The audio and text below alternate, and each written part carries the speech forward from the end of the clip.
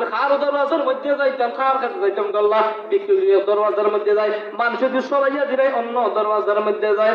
রব্বুল আলামিন, আয় আল্লাহ, তুমি যদি আমার ক্ষমা না করিয়া দাও, মাফ না করিয়া দাও, আমি খার কাছে যাইতাম, খার কাছে যাইতাম, কইতাম গো আল্লাহ। এইভাবে যখন বান্দা তওবা করে, খালিসুনদের তওবা করার বদৌলতে আমার আল্লাহ পাক রব্বুল আলামিন বান্দার জিন্দেগীর সমস্ত গুনাহে মাফ করে দিলাইবা।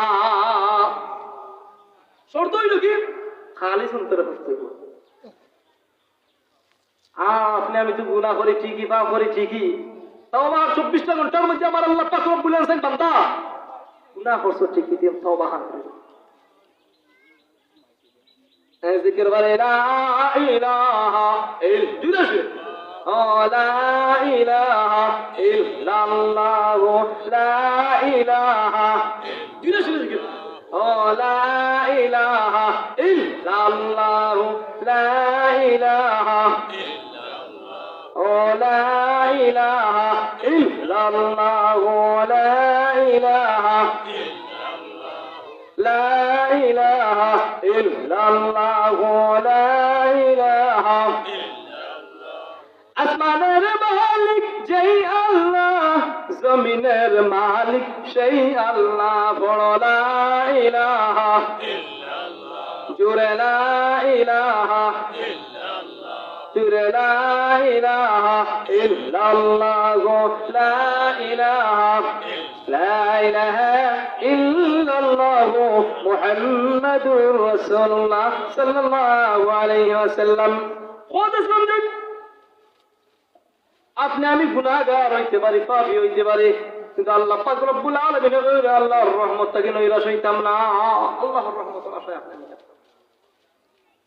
আল্লাহ পাক রব্বুল আলামিন 24 ঘন্টা বান্দার মাহফিল লাগে কিন্তু রেডি থাকে।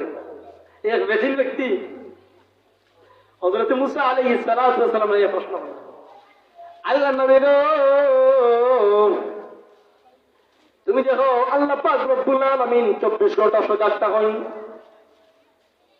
হযরত মুসা আলাইহিস সালাতু ওয়াস সালাম আল্লাহর বান্দারে কোন বেদিন ব্যক্তিরে কোন, তুমি কি দলিল দেখতাছ? বলে জি আমি দলিল দেখতাছি। আমার আল্লাহ পাক রব্বুল আলামিন 24 ঘন্টা বান্দার মাহফিল লাগি অলরেডি দেখুন কোন সময় বান্দায় গুনাহ করব, গুনাহ করার পরে আমি রব্বে কারীমের দরবারে দরখাস্ত করব, রব্বুল আলামিন শয়তানের গুদুর দুখার মধ্যে ফুলে গুনাহ করে লেছি, পাপ করে লেছি, জিনা করে লেছি, আল্লাহ তুমি যদি আমারে মাফ না করিয়া দাও আমি কার কাছে যাইতাম? মুসা আলাইহিস সালাতু ওয়াস সালাম বেদিন ব্যক্তিরে বলে, ভাই তুমি কি দলিল দেখতাছ? আমার আল্লাহ সজাগ তখন দিলে হয়। হযরত মুসা আলাইহিস সালাতু ওয়াস সালাম